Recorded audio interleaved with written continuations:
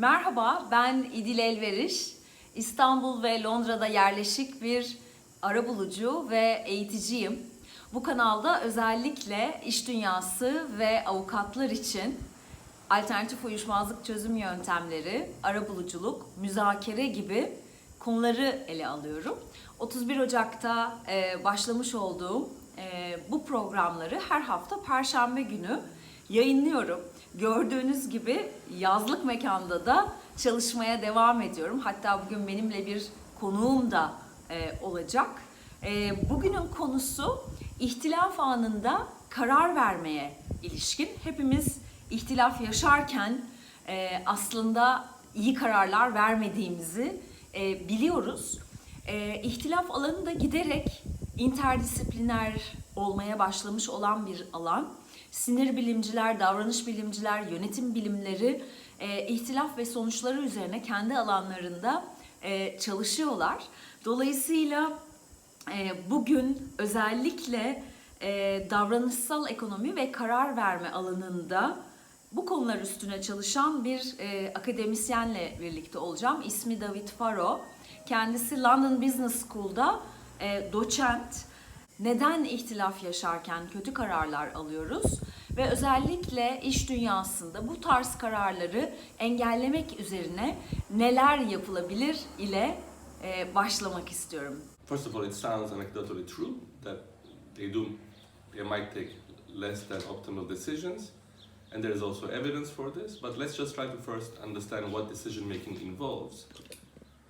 What would good decision making involve? It would involve, it's actually a very complex cognitive and emotional process. It's a skill that we actually teach. We teach it increasingly in business schools and elsewhere. It involves processing information. It involves understanding other people's emotions. It involves understanding long-term consequences. Okay, so now that if we think of what decision making would involve, we can think of how conflict would affect this. It would affect the processes that are involved in good decision making. The focusing of your attention to the conflict instead of the decision or the context. So you're probably extremely focused on the person with whom you're having the conflict. Your attention is probably narrowed. You're focusing on that specific conflict, on the specific person. You're probably somewhat angry, often, typically anger is involved.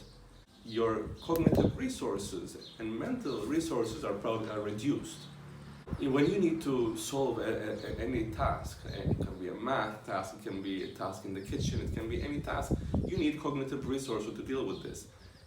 Your memory, your information processing, your ability to think through the consequences of your actions. So these involve the resources you have here and in your heart. So you have these resources which you need to use in good decision making. Okay, so I point to here and the heart because these are kind of the simplistic way we think of the mind and the heart, which are useful, are necessary for good decision making. So I guess the point is basic. Conflict would reduce those resources. Okay? And then we can think of the specific consequences for decision making. And what are they?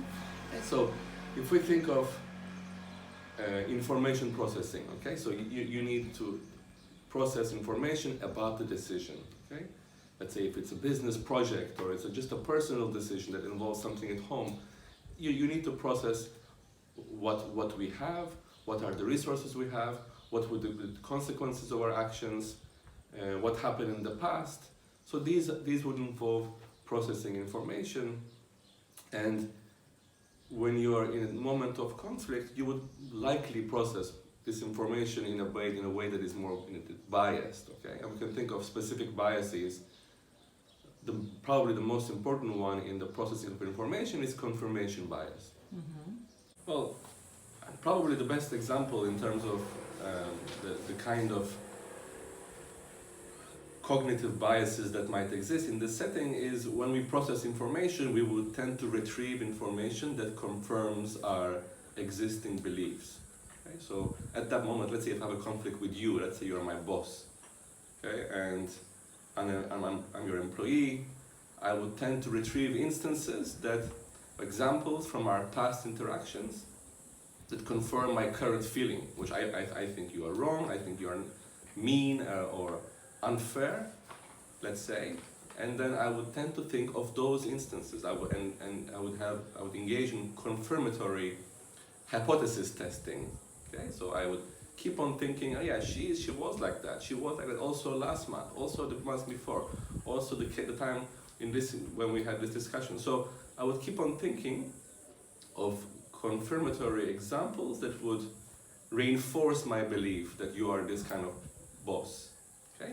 Instead of thinking of all the other instances in which actually you are much kinder and more understanding and fair, and those examples might definitely exist in our relationship. Okay, but in a moment of conflict, I would tend to engage in this positive hypothesis testing. Related to this, I would also engage in what's called representative kind of way of thinking, which is kind of similar to stereotypes. I would think, well, she's from the Black Sea, you know, she's always like this, she's stubborn, and you know, I would use those kind of simple rules of evaluating people that ignore evidence or ignore, you know, specific information that we might have about our relationship. This is called representativeness heuristic. These are useful ways of thinking, typically useful shortcuts, mental shortcuts, that often are useful, but sometimes they get us into trouble. We need them for survival, that's why they exist, that's why we have them, but often they are sometimes in specific, in predictable cases, for example, maybe in moments of conflict, they would tend to override any other information we might use, we might need, and lead us to extreme judgments, extreme reactions. Another type of consequence is not about the person, but about the situation. Okay, so let's say going again to the example of the boss and the employee, we might have a conflict about something specific, a specific project, a specific agreement with a client. Being in conflict, we might overly focus on that specific issue. This is called narrow framing. Okay, we would frame the situation in a narrow way, not take into account the broader set of consequences that are involved in our relationship. Okay, so the conflict would make us narrow our focus, which is perhaps natural, but it would be at the expense of broader set of outcomes, like about our working relationship, about the future of our relationship, about the partnership itself, about the clients. Şu ana kadar konuştuklarımızdan şöyle anlıyorum. Öncelikle karar verme öğrenilebilen bir beceri ve bir süreç. Bizim bir takım bilgileri proses etmemizi, duyguları anlamamızı ve vereceğimiz kararın uzun vadedeki sonuçlarını anlamamızı sağlıyor. Ve bir ihtilaf yaşandığında insanlar ihtilafa ya da ihtilaf yaşadıkları kişiye odaklanıyorlar. Oysa odaklanmaları gereken şey verecekleri karar. İlgileri çok daralıyor, kızgın oluyorlar ve kognitif bir takım kaynaklarının da azaldığını ifade ettiniz.